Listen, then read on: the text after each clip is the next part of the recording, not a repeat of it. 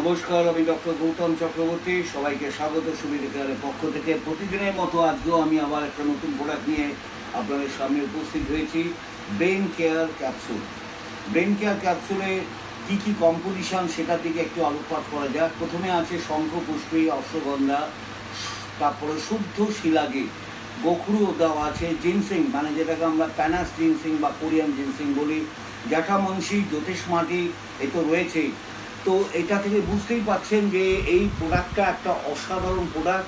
এই প্রোডাক্টটা কোথায়, কখন, কিভাবে আমরা ব্যবহার করব সেই বিষয়ে একটু আলোকপাত করি।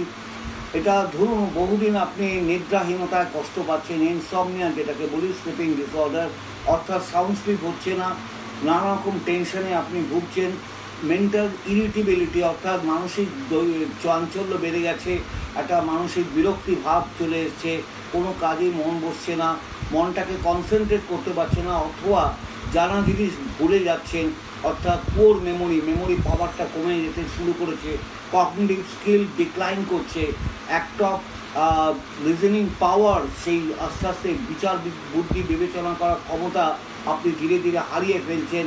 এগুলো হয়, তার কারণ হচ্ছে আমাদের ব্রেনে এমন কিছু নিউরো ট্রান্সমিটার আছে যেগুলোকে আমরা বলি ডোপামিন, সেরাটোনিন, এই ধরনের হরমোনগুলো বা কেমিক্যালগুলো যদি সিক্রেশন কম হয় তখনই দেখবেন আস্তে আস্তে যে সমস্যাগুলো বলছিলাম এই সমস্যাগুলো আপনার শুরু হতে থাকে।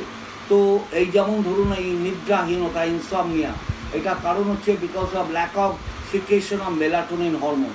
তো যাই হোক, এই যে সমস্যাগুলো নিয়ে আলোচনা করলাম, এই হরমোনাল যে অ্যাক্টিভিটিগুলো যখন কমে যায়, ব্রেন যেগুলো নিউরো ট্রান্সমিটার তৈরি করে, হ্যাপি হরমোন বলে যেগুলো পরিচিত, যেমন ডোপামিন, সেরাটোনিন বা ডার্কনেস হরমোন যেটা মেলাটোনিন, এই যে হরমোনগুলো যদি ঠিকমতো তৈরি না হয় তাহলে এই সমস্যাগুলো হয়। তবে ব্রেন কেয়ার ক্যাপসুল যদি রেগুলার আপনি ব্যবহার করেন, বিশেষ করে বাচ্চাদের দেখা যায় তাদের পড়াশোনার প্রতি অমনোযোগিতা বেড়ে গেছে, 12 বছরের উপরে যদি বাচ্চা হয়, হাইপার অ্যাক্টিভ মানে যেটাকে আমরা বলি মানে তাদের মনোযোগ অন্য বিষয়ে বেশি দেখা যাচ্ছে, পড়াশোনার বিষয়ে অতটা মনোযোগ তাদের দেখা যাচ্ছে না।